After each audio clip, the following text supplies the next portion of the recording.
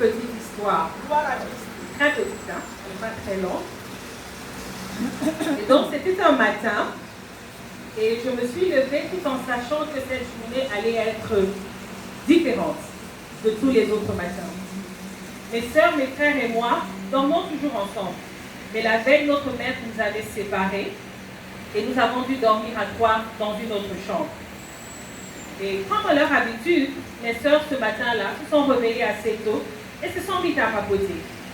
Alors je m'approche vers la fenêtre et là je vois que la foule a déjà rempli les rues. Alors je me suis dit, je savais bien que cette journée allait être différente. Les oiseaux n'étaient pas en train de chanter, mais la population dehors était déjà toute excitée. Un peu tôt pour le brouhaha de ce matin, je me suis dit. Puis le ciel était assez fade. Le soleil brillait bien évidemment, mais pas comme à son habitude. Je la trouvais un peu terne ce matin. Mais bon, ce n'est que moi et mes pensées. Mon maître me disait souvent, arrête de rêver. Tu n'as rien à entreprendre dans ta vie. Tu es fait pour un travail, fais-le et tais-toi. Alors je me suis tue et je me suis dit, espérons, mais je sais que cette journée sera différente. En parlant de mon maître, le voilà qui s'approche. Et alors il nous dit, levez-vous mes filles, nous avons une nouvelle mission ce matin. On s'apprête comme à l'habitude, on a de nouvelles personnes à recevoir. Puis il se tourne vers nous et dit encore, toi, particulièrement, tu seras la star de ce matin. Je me suis dit, je savais bien que cette journée allait être différente. Alors nous nous sommes préparés et nous sommes sortis. Et toute sourire, je marchais devant tout le monde, tout en sachant que cette journée allait être différente. Et là, ma journée commençait. Elle ne ressemblait pas à celle que j'avais prévue, mais je savais qu'elle allait être différente. Et nous marchions et subitement nous entendons crier, crucifiez-le, crucifiez-le, crucifiez-le. Crucifiez-le. Mais crucifier qui? Alors j'essaie de m'étendre pour voir qui est-ce qu'on devait crucifier ce matin. Et là j'aperçois un bel homme, mais il est brisé.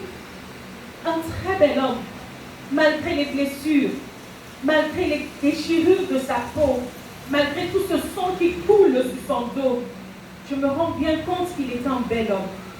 Et là je regarde ses yeux. Il n'y a pas de haine, il n'y a pas de colère, il n'y a même pas de regret. Par contre, il y a de l'amour. Comment peut-il être rempli d'amour avec toutes ces blessures? Les gens marchent vers lui, l'insultent, crachent sur lui. Même les petits-enfants lui jettent des cailloux.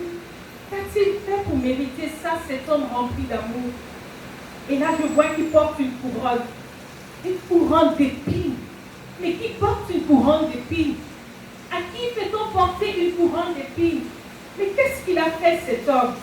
Et là, j'essaie de tendre mes oreilles et j'entends les gens qui crient. N'est-il pas le roi des Juifs?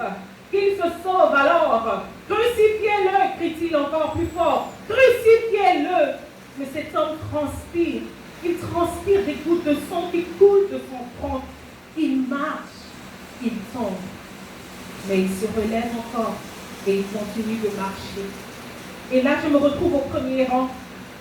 J'arrive à le voir de plus près. Les soldats le frappent. Ils le frappent. Ils ont même percé sa côte. Pourquoi font-ils ça? On crache sur lui. Mais cet homme ne répond pas. Il ne réagit pas. Il ne répond pas. Il avance tout en souriant. Et là, on le place sur le bois et on le cloue. On le cloue sur le bois. Mais pourquoi? Et là, j'entends les gens dire, mais c'est lui qui dit qu'il est le roi des Juifs. Sauve-toi et sauve-nous donc, crient les autres brigands. Et une autre population crie encore, Seigneur, Seigneur, Seigneur, Seigneur, pourquoi tu nous laisses ainsi? Et c'est là que je me rends compte que c'est Jésus-Christ de Nazareth. Cet homme dont j'ai entendu parler, cet homme qui a fait des miracles, qui a rendu la vue aux aveugles, qui a fait marcher le paralytique, qui a pardonné les péchés des plus mauvais. Il a même essuyé les larmes des veuves. Mais pourquoi donc le crucifie-t-on? C'est Jésus-Christ qui a porté tes péchés à la croix. Cet homme qui n'a fait que du bien à son entourage. et qui continue encore de faire du bien aujourd'hui. C'est cet homme pour qui le voile du temple s'est déchiré. C'est cet homme pour qui aujourd'hui le soleil s'est assombri. C'est cet homme pour qui la terre avait tremblé. C'est cet homme pour qui les ténèbres avaient dit qu'ils ne peuvent pas le retenir. Mais cet homme, il a fait tout ça pour toi. Il a fait pour tes péchés. Il a fait pour que tu sois pardonné. Il a fait pour qu'aujourd'hui tu sois assis ici ce matin à chanter. Mais est-ce que tu sais qui tu chantes vraiment? Sais-tu qui tu chantes vraiment? Ne méprise pas l'œuvre qu'il a fait à la croix. Ne le méprise pas s'il te plaît. Ne le cherche plus dans ce tombeau, il est déjà ressuscité. Ne le cherche plus sur cette croix où vous l'avez crucifié. Ces crucifix que vous gardez dans vos maisons, il n'est plus dessus. Ne le cherchez plus là-bas. Il est ressuscité, assis à la droite du Père pour toi aujourd'hui. Ne le cherche plus sur la croix. Je le sais. Ça, je le sais. Parce que je suis cette croix sur laquelle vous l'avez crucifié. Amen.